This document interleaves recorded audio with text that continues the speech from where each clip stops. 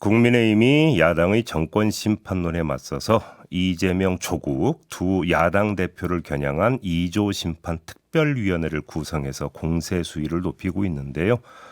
이 특위 위원장을 맡은 신지호 전 의원 연결해서 이야기 나눠보겠습니다. 나와 계시죠? 네, 안녕하세요. 네. 지난주 금요일에 특위가 이제 출범을 했는데 바로 그날 한동훈 위원장이 전화를 해서 특위를 맡아달라고 했다. 맞습니까? 네, 예, 맞습니다. 아침에 전화가 와서요. 예, 예. 이제 한동훈 위원장은 여기저기 이제 유세 지원 다니려고 너무 바쁘니까 예, 이 문제를 좀 집중적으로 좀 파고들어서 이슈 파이팅을 좀 해달라 그런 이제 요청을 받았습니다. 아, 그러니까 특별히 당부한 게 바로 그 부분이었습니까? 또 다른 거 좀 그 했던 이야기는 없었나요, 한동훈 위원장이? 뭐 길게 통화할 여유가 없었고요. 예. 예, 그래서 제가 바로 알았다고 하고요. 그날 바로 이제 당사에 가서 이제 업무를 시작을 했습니다. 예. 근데 그 바로 그날 아침에 그 위원장 요청을 하고 그날 바로 특위를 꾸리고 너무 급하게 그러니까 했던 거 아닌가요? 근데 선거 때는 또 다 아시다시피 네네. 이렇게 좀 급하게 돌아갈 때가 많죠. 알겠습니다. 특위의 구체적 역할은 어떻게 설정하고 있는 거예요? 네, 지금 이제 이재명 대표, 조국 대표를 위시한 이제 세력들이 정권 심판을 하겠다고 하는데, 저희들은 이제 그렇게 정권 심판을 하겠다고 하는 이재명 세력, 조국 세력이 어떤 사람들인지 국민의 알 권리 차원에서 저희들이 볼 때는 그들이 이제 위선의 가면을 쓰고 있는데 그 가면을 좀 벗겨드리는 그래서 국민이 그들의 민낯을 좀 볼 수 있도록 하는 역할이다 이렇게 생각하고 있습니다. 예. 그럼 이제 큰 틀에서부터 좀 질문을 좀 드려야 될 것 같은데요. 이른바 2조 심판론이 정권 심판론을 상당 부분 희석, 상쇄시킬 수 있다고 기대하세요?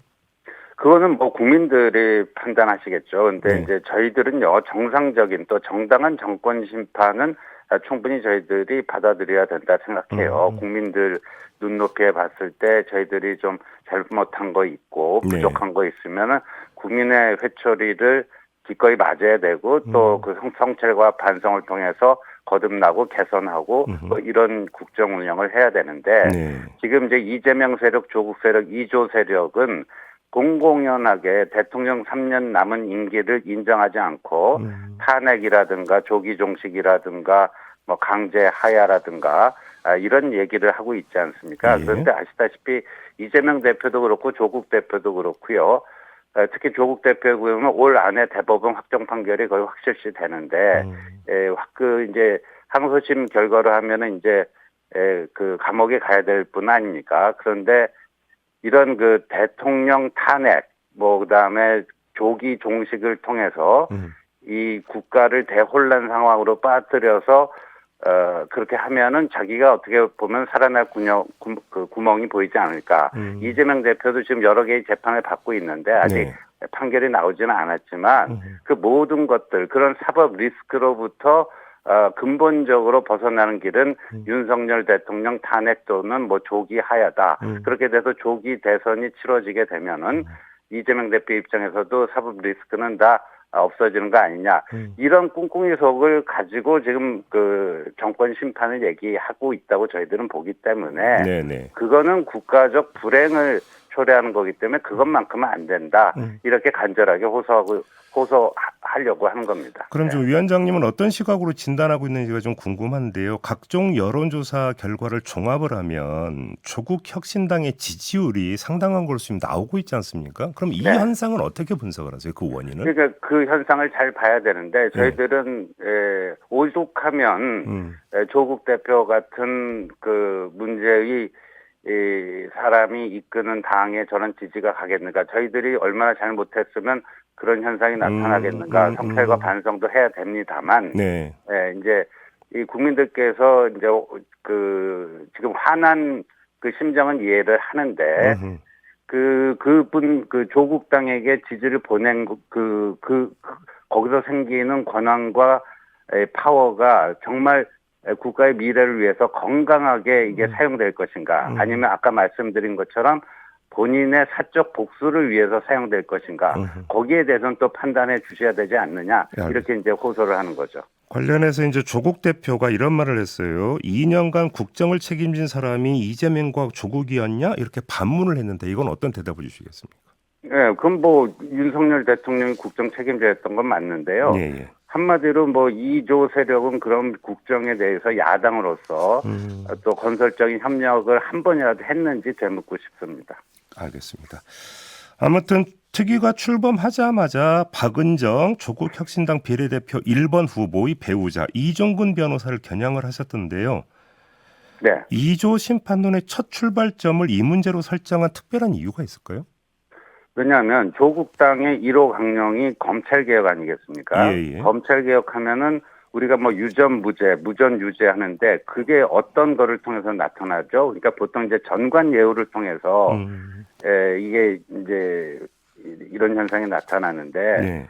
그런데 그 박은정 1번 후보의 배우자인 이종근 전 검사장이 그 다단계 사기 가해자들을 그렇게 비호하고 고액의 수임료를 받아 챙기고 뭐 한다면은 그야말로 그들 1호 강력인 검찰 개혁의 정면으로 역행하는 행위 아니냐. 이거야말로 이런 위선이 어디 있느냐. 네. 이런 위선에 가면은 벗겨야 된다. 그래서 저희들이 지금 집중하고 있습니다.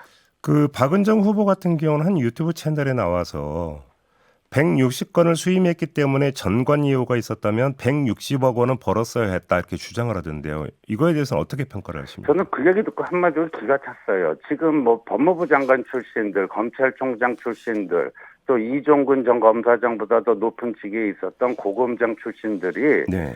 그 나와서 1년 만에 뭐 100억 이상 번 케이스가 있습니까? 이게 지금 저희가 지금 박성재 법무부 장관이 네. 과거 이제 고검장을 하고 퇴임을 했는데 그때 이제 박성재 고검장이 이제 변호사로 전업한 후에 번 거하고 비교해 봤더니요. 예. 몇 배가 돼요. 그러니까 이건 굉장히 놀라운 숫자입니다. 근데 그렇게 뻔뻔하게 160억 정도는 돼야지 정관예우다. 그러니까 정관예우라는 거를 뭐 액수의 기준으로 이 사람들은 따지는가 하는 생각도 듭니다. 네. 그 민주당 양문석 후보에 대해서는 사기 혐의로 고발장을 제출할 계획이라고 들었는데요. 예, 오늘 10시경에 제가 네. 직접 대검찰청 가서 고발장을 접수할 예정입니다. 알겠습니다. 그러니까 박은정 후보에 대해서 1호로 설정한 이유는 이제 조금 전에 말씀을 주셨고 양문석 후보의 경우는 어떤 의미를 갖고 있다고 그런가 이렇게 진단을 하시는 걸까요? 저희들이 볼 때는 이거 명백한 사기죄에 해당되는데요. 네. 왜 이거는 양문석 후보도 사실상 본인이 실토를 한 겁니다. 그 지난주 토요일 장문의 페이스북 해명 글을 올렸는데 네. 딸 명의로 그 새마을 금고로부터 11억 원을 대출 받아서 어떻게 썼는지 소상하게 밝혔거든요. 네네. 6억 원 정도는 그 대부업체에서 빌린 고리에 그거를 변제를 했고 나머지 5억 원은 또 지인들에게 뭐 얼마씩 빌린 돈을 다 갚았다 그랬는데 네. 근데 그 보도에 따르면 이제 이 대출을 받을 때는 그런 식으로 사업을 하겠다고 받는데 이게 대출을 유지하기 위해서는 3개월 이내로 이 사업을 신청한 사업을 정상적으로 하고 있는지를 입증을 해야 되거든요. 예, 예. 근데 양문석 후보 딸이 그 5억 원을 사업을 위한 물품을 구입했다라고 새마을금고에 제출을 했다라는 것이 지금 확인이 되고 있습니다. 그러니까 양문석 후보 본인이 5억 원 그 빚 갚는 데 썼다라고 하는데 또 딸은 그 5억 원으로 사업 물품 샀다라고 하니까 이건 명백한 허위고 사기다. 이건 뭐 분명해 보입니다. 야당은 지금 어떻게 맞불을 놓고 있냐면 그 장진영 후보 같은 경우 경기 양평에 땅을 사기 위해서 대출을 받는 과정에서의 문제점, 그다음에 조수현 후보의 경우 전세 사기 사건 가해자를 변호한 이력 이런 것들을 부각을 시키던데 이 점은 어떻게 받아들이세요? 예, 뭐 그거는 저희 자당 후보라고 해서 뭐 예. 보호할 생각은 없고요. 예. 똑같은 잣대와 기준으로 해야 된다. 그렇게 생각합니다. 그럼 똑같은 잣대와 기준으로 한다면 어떻게 해야 하는 걸까요? 그러면?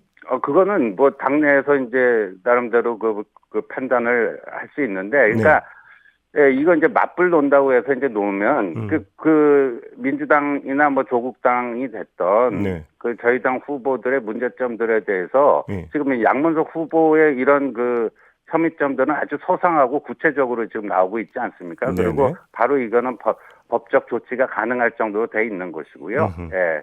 그래서 뭐 민주당이나 조국당 쪽에서 정말 문제가 있다면 오늘 저희들이 예. 양문석 후보를 고발하듯이 그런 법적 조치를 취해도 좋다고 봅니다. 알겠습니다. 혹시 어제 그 같은 당의 조혜진 의원의 기자회견 내용 혹시 접하셨나요, 위원장님? 조 누구요? 조혜진 의원이요. 예, 조혜진, 예, 얼핏 들었습니다. 예, 그러니까 윤석열 대통령의 사과와 내각 총사퇴를 요구를 했는데 이건 어떻게 평가를 하세요? 약간 저는 지금 거기 이제 김해에서 조혜진 후보가 뛰고 있지 않습니까? 그렇습니다. 그래서 예. 원래 자기 지역구가 아니고 생소한 지역구고 거기가 이제 부울경 지역이긴 하지만 민주당 강세 지역이고 그래서 좀 고전을 하고 있는 게 아닌가 보여지고 예. 그런 거를 좀 반전시키기 위해서 그런 식의 이제 발언을 한 게 아닌가 그런 정도로 생각하고 그러니까 있습니다. 오히려 이제 그 개인적인 어떤 동기가 더 크다 이렇게 보시는 거예요? 예, 좀 그렇게 보고 있습니다. 네. 그 오늘 그 오전에 윤석열 대통령이 대국민 담화를 발표할 예정이고 그건 이제 의료계와 관련이라고 하는데 네. 지금 얘기 좀 전막이 좀 엇갈리는 것 같더라고요. 그냥 2,000명을 고소하면서 그 이유를 소상히 밝히는 것일 거다. 아니라 의대 증원 규모를 약간 축소할 수도 있다. 좀 전망이 엇갈리던데 윤석열 대통령이 어떤 메시지를 내놓는 게 좀 타당하다고 그렇게 생각하세요? 그러니까 의대 정원을 몇 명을 늘릴 것인가는 의료 개혁이라고 하는 큰 그 목표를 이뤄가는데 한 방편이고 수단일 뿐입니다. 네네. 이 의대 증원 늘리는 것뿐만 아니라 지금 전공의 중심의 의료 체계 이것도 이제 전문의 중심으로 바꿔야 되는 문제, 필수 의료 그 강화하는 문제, 지역 간 불균형 해소하는 문제.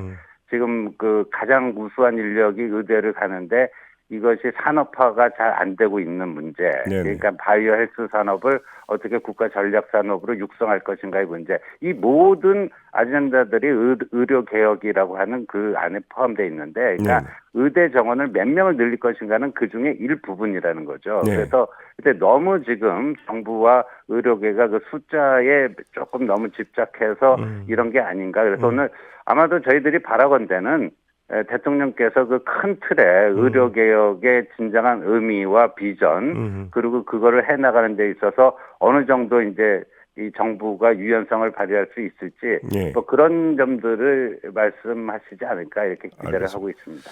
마지막으로 이 질문을 좀 드려볼게요. 이제 그 이른바 정권 심판 정서 있잖아요. 네. 그건 어느 정도라고 진단을 하세요, 위원장님은? 지금 최근 여론조사를 통해서 나타나는 거 보면 이제 상당하다고 이제 생각이 되는데 아까도 말씀드렸듯이 예. 예, 국민들의 회초리는 저희들이 기꺼이 맡겠는데 이조 세력의 그 부당한 그 칼질에 대해서는 저희들이 그걸 막아야 된다 이렇게 생각합니다. 알겠습니다. 자, 오늘 말씀 여기까지 들어야 될 것 같네요. 고맙습니다. 네, 감사합니다. 네, 국민의힘 2조 심판 특별위원회 신지호 위원장이었습니다.